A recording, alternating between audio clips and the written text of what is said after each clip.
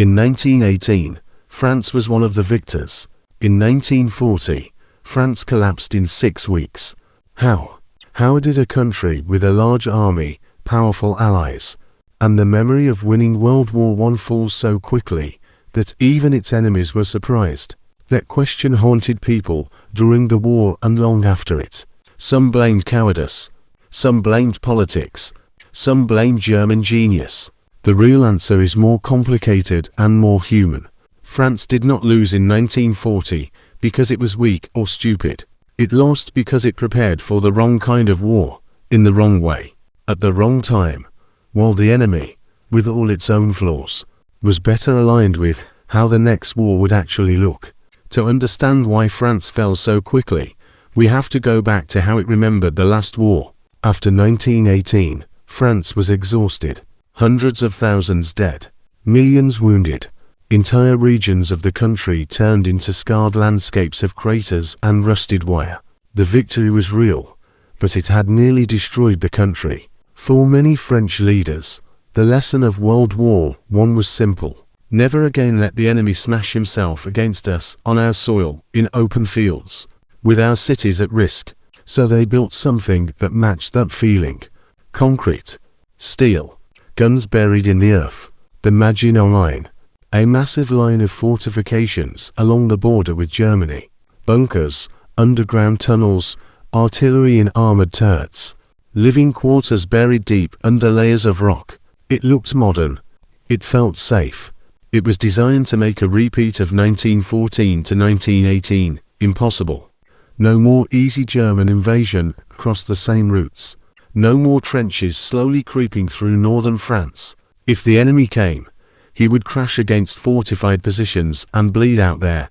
On paper, it was logical. Emotionally, it was comforting. But it had two problems. First, it did not cover everything. Second, it treated the next war as a slightly improved version of the last one. The Maginot Line did not extend all the way to the sea. There were political reasons for that, and geographical ones, and diplomatic ones. Part of France's northern border was with Belgium, which was officially neutral. To build a massive concrete wall along that border would have sent a clear message. We do not trust you. We think war will come through you. France did not want to push Belgium away politically, so the plan was different. Along the German frontier, a strong, fixed defensive line. Along the Belgian frontier, lighter defenses, and an assumption that if Germany attacked, French and British forces would quickly move into Belgium, meet the enemy there, and stop him before he could reach the heart of France. This was called the Dahl Plan, a forward move to a line along Belgian rivers. It made diplomatic sense. It looked good on maps. It matched the memory of 1914, when the German invasion had come through Belgium. But it rested on a dangerous belief that the main German blow would come roughly the same way as last time, fast, through Belgium, on predictable routes. Meanwhile, there was another region on the map that did not look like a good place for a big army to attack. A region of hills, forests, and poor roads. The Ardennes. Many French officers believed that this terrain would slow a large mechanized force to a crawl. Tanks need room to move. Strong bridges, good roads. The Ardennes looked like the wrong place for a fast, modern attack, so they planned lightly there. Thin defenses, fewer reserves, more confidence on the map than on the ground. That confidence was one of the most expensive assumptions in modern history. But it would be too simple to say, France lost because of the Maginot Line and the Ardennes mistake. There was another deeper issue. How France thought about fighting a war. In the interwar years, French military thinking focused on methodical battle, careful preparation, strong defense followed by limited offensives. They did not want wild, risky charges. They wanted control, firepower over speed, security over improvisation. This was understandable after the nightmare of the trenches. But while France leaned toward cautious, deliberate operations, Germany, at least on paper, was moving in another direction. Some German officers were experimenting with ideas of fast, concentrated armored thrusts, close cooperation between tanks, infantry, and aircraft. Breaking through at one point and then driving deep into the enemy's rear, what would later be called blitzkrieg, was not a perfect, magical doctrine, but it was more focused on speed, surprise, and deep penetration. Exactly the things a static line and slow-moving command system would struggle against. And that was the deeper problem. France did not just have the wrong concrete in the wrong place.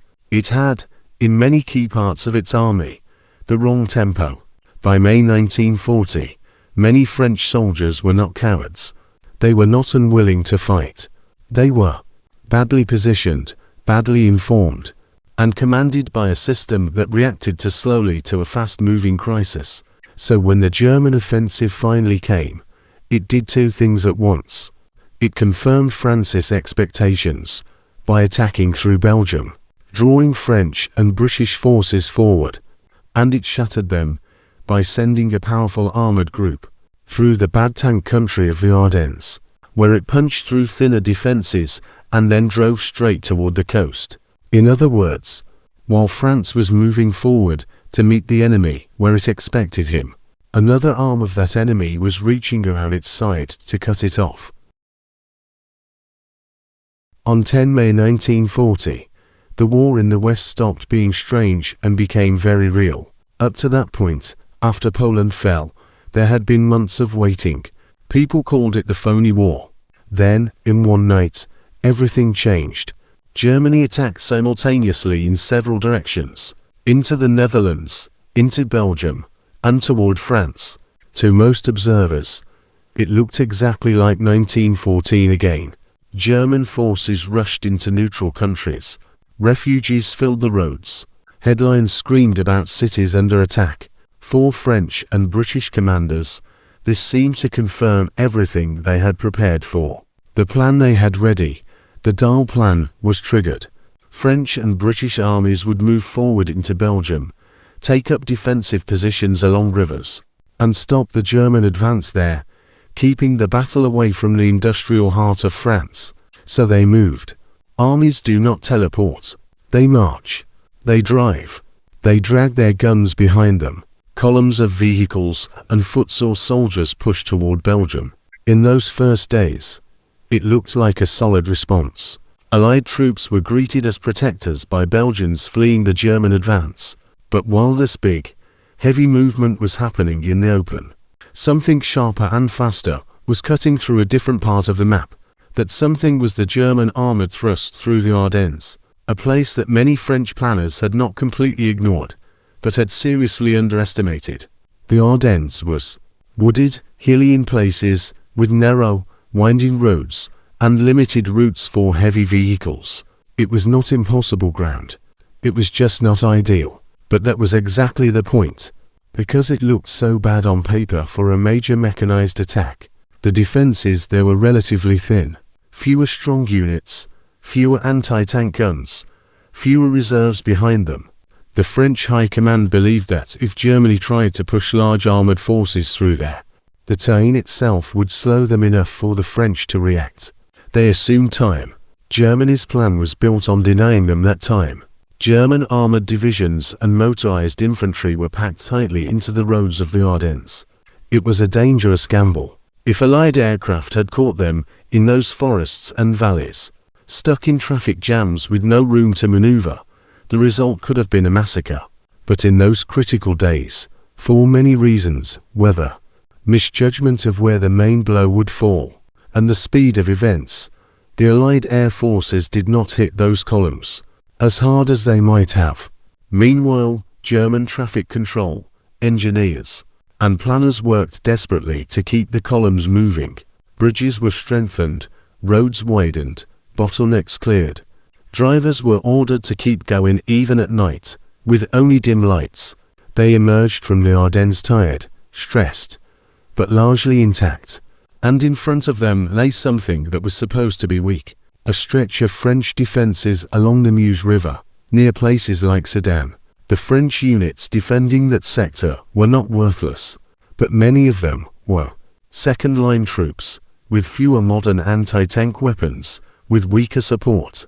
and with commanders not expecting to suddenly face the core of Germany's armored force. When the German tanks and infantry reached the Meuse, they did not just roll across. They still had to cross the river, under fire, against defenders on the far bank. This was a dangerous moment for the attackers. But here, another factor weighed in: air power. German aircraft, especially dive bombers like the Stuka, were concentrated over those crossing points. They bombed French positions, guns, and reserve areas with frightening intensity. The psychological effect was enormous. To soldiers on the ground, it felt as if the sky itself belonged to the enemy. Communication lines broke down. Some defending units were pounded into confusion before the main ground assault even reached them.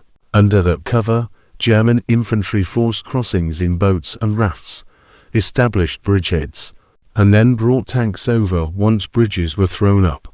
Once that happened, once armored units were across the river, the situation changed from maybe we can still throw them back to we now have a serious penetration into the depth of our position. This penetration was not just a local problem, it was a strategic knife. Remember the French and British forces that had advanced into Belgium to meet what they believed was the main German attack.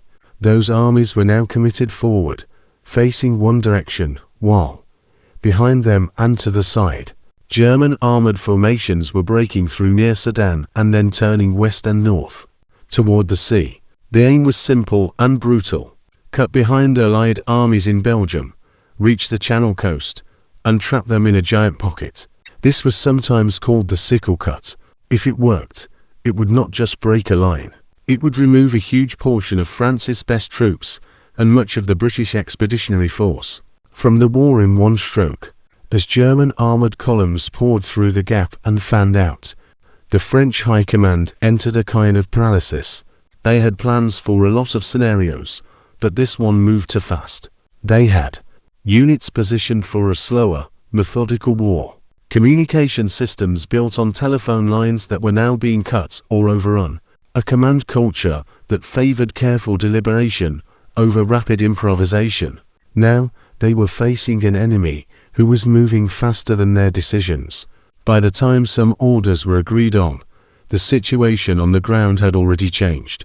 Reserves that could have been used to counterattack the German armored thrust were scattered, misdirected, or committed to late and in the wrong place. It is not that nobody in France saw the danger. Some officers did. They called for strong, concentrated counterattacks against the German spearhead, cutting the narrow corridor that tanks and trucks depended on for fuel and ammunition. But making that happen required more than good ideas. It required clear information, fast decisions, and the willingness to accept risk. The French system in 1940 was not good at that under pressure. Meanwhile, on the roads of northern France and Belgium, another force was slowing everything down. Chaos. As German armor advanced, civilians fled. Columns of refugees, carts, bicycles, cars overloaded with furniture, people on foot, clogged the same roads that military units needed to use to move and maneuver. Military vehicles trying to reposition found themselves stuck behind endless lines of frightened people. This was not the fault of the civilians. They were trying to survive. But the effect was devastating for any hope of a clean, organized response. Add to that German air attacks on roads, and each hour of delay for French and British units became another hour of progress. For the German tanks, within days, the situation had transformed. What had begun as we will meet them in Belgium and stop them, there had become German forces racing toward the Channel. Large Allied armies in Belgium at risk of encirclement. The French High Command trying desperately to organize a counterstroke, while their command structure was under physical and psychological attack. The most dangerous German weapon at this moment was not a specific tank or plane. It was speed. France's military system, its plans, its communications, its political leadership, was simply not built to adapt at that rate. Once the German armored spearhead broke through near Sedan and began racing west, the war in France stopped feeling like a slow chess game. and started feeling like a falling staircase. Each step down came faster than the last. German armored divisions drove hard toward the Channel coast. They were not trying to capture Paris yet. They were trying to cut the map in half.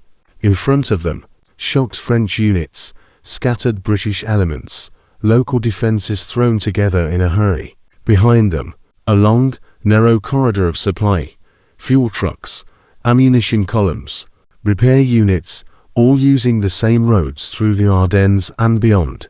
If that corridor had been severed, the spearhead could have been strangled. But Francis chanced to strike that vulnerable neck passed quickly, lost in slow decisions, confused orders, and the simple inability to move large, organized forces fast enough in the chaos. Meanwhile, farther north and east, French and British armies in Belgium continued to fight. But their position was turning into a trap. They had moved forward to meet what they thought was the main German attack. Now, with German tanks on their southern flank and rear, they faced a terrible equation. Stay where you are and risk being surrounded, or pull back under pressure and try to escape through narrowing gaps to the west. The more time passed, the more those gaps closed. German units reached the coast near the town of Abbeville, effectively cutting the Allied northern forces off from the rest of France.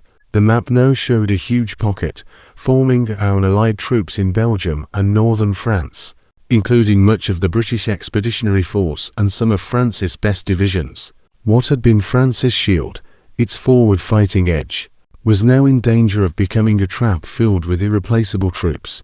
The attempt to escape this encirclement is now remembered by a single name: Dunkirk. The port of Dunkirk and its surrounding beaches became, suddenly, the last doorway out for hundreds of thousands of Allied soldiers. The plan was desperate: hold a shrinking defensive perimeter against German attacks, organize every available ship, naval vessels, merchant ships, fishing boats, to evacuate troops across the Channel, save as many men as possible even if much of their equipment had to be abandoned. From the French point of view, Dunkirk was both a lifeline and a wound. On one hand, every British and French soldier who escaped would live to fight another day. On the other hand, it meant admitting that the northern armies could not be saved as armies, only as men. Heavy weapons, tanks, trucks, artillery, most of it was left behind, blown up or simply abandoned on the beaches and roads. As the evacuation unfolded, French units fought bitter rearguard actions alongside British forces to hold the perimeter. French soldiers died on those same beaches and fields, buying time for others to escape. In French memory, this is often overshadowed by the narrative of British evacuation, but it mattered deeply at the time. Yet, in strategic terms, the result was brutal. The British saved a large part of their manpower, even without their heavy equipment, and could rebuild later in Britain. France lost many of its best trained, best equipped units in the north, either captured, killed, or evacuated without their gear. When the smoke cleared, France still had armies. It was not empty, but what remained was weaker, less mobile, and less confident. The psychological shock was enormous. The country that had expected to wage a careful, prepared war on secure lines was now dealing with lost armies, broken fronts, and a sense that events were happening faster than anyone in charge could understand. This is where we begin to see another layer of the collapse. Not just tanks and planes, not just plans and mistakes, but belief. Up to this point, many French soldiers and civilians still believed that, somehow, this could be turned around. After the breakthrough to the coast and the Dunkirk evacuation, more and more people started asking a darker question. Is this still a fight we can win? Or is it now a fight to avoid total destruction? The answer different leaders gave to that question would shape the last weeks of France in 1940. Because what followed was not just military defeat, it was political and psychological collapse. By early June 1940, France was not yet fully conquered. There were still armies in the field. There were still fortifications holding. There were still pilots flying, guns firing, ships at sea. But something less visible was starting to crack. the belief at the top that the war could still be won. Inside the French government, the mood was split. On one side were those who said, "We have lost a campaign, not the whole war. We can retreat, regroup, and continue the fight, if necessary, from North Africa, with our navy and with Britain." On the other side were those who said, "France cannot endure another 4 years like 1914 to 1918. Our cities are threatened, our roads are full of refugees, our army is bleeding. Better an armistice now than total destruction later." Both sides had the shadow of the First World War over their shoulders. For some leaders, the horror of the trenches was a reason to fight on. "We paid so much last time, we cannot surrender now." For others, that same horror was a reason to stop. "We barely survived once. We will not survive a second time." As German forces continued to push south and west, Paris itself was declared an open city. That meant no street-by-street fight, no last stand among monuments, the government and many people fleeing, the enemy allowed to enter without the city being defended at all. It was a symbolic moment. The capital was not just a dot on the map. It was the heart of politics, administration, and national pride. Seeing it abandoned without a major fight sent a clear message. The leadership was thinking less like "we will counterattack and throw them back," and more like "how do we limit damage in a defeat." Refugees streamed south. Government offices moved. Rumors spread faster than official statements. In that atmosphere, every setback felt larger. Every failure of communication looked like proof that the state itself was dissolving. Inside the cabinet, arguments sharpened. Some ministers and generals pushed for continuing the fight, used the navy to secure routes to North Africa, evacuate as much of the government, gold reserves, industrial plans, and military material as possible. Keep fighting alongside Britain from overseas territories, even if the mainland was occupied. Others, including influential figures like Marshal Taine, argued that France was exhausted. Further fighting on French soil would mean more civilian deaths. The army was too damaged to stabilize the front, and the priority now was to secure an armistice that would prevent complete ruin. It was not a calm, abstract debate. Bombs were falling. News was bad. Maps were ugly. In that pressure cooker, voices calling for "stop the slaughter" grew louder. At the same time, trust within the alliance was under strain. The British evacuation from Dunkirk, though it saved many lives, left some French leaders feeling they are rescuing themselves and leaving us alone with the wreckage. British leaders, on their side, were looking at the collapsing front and asking, can France still hold, or do we need to focus on defending Britain itself? Both sides had reasons. Both sides had fears. But for French politicians who already felt France was nearing the breaking point, the sense of being partially abandoned made the fight on at all costs option look even less realistic. As German troops kept advancing, and as another front opened with Italy's entry into the war against France, the idea of continuing to fight looked, to many in Paris, not heroic, but suicidal. On the maps in high command, red lines representing the front were bending, then snapping. Some units fought hard, making local stands, counter-attacking, dying in place. But the overall pattern was downward. It wasn't simply that France had lost battles. It was that its leadership no longer believed it could turn things around on its own soil, with its own population already traumatized by one world war. On 17 June 1940, the new French government announced that it would seek an armistice. The words fell like a stone. For some soldiers at the front, it was a bitter shock. They were still fighting. They had not surrendered. Now they were being told that the fight was politically over. For others, exhausted, retreating, seeing no realistic plan to recover, the announcement felt like the inevitable end to something that had already collapsed. Germany dictated harsh terms. France was divided into occupied and unoccupied zones. A new regime based in Vichy accepted collaboration and the fiction of partial sovereignty. The world looked at the calendar from the start and could hardly believe the dates. From the start of the major German offensive, in May, to the armistice in June. A few weeks. How could a major power fall so fast? To answer that fully, we have to zoom out one last time, because the speed of the collapse was not just about what happened in May and June 1940, it was about everything France and Germany had done and not done in the 20 years before. So why did France fall so quickly? The simple answers are usually wrong, because the French were cowards. False. Many French soldiers fought hard, sometimes to the last. Tens of thousands died in 1940, because Germany had magic tactics. Exaggerated. German forces made mistakes too, took risks, and could have been punished more severely if the response had been different.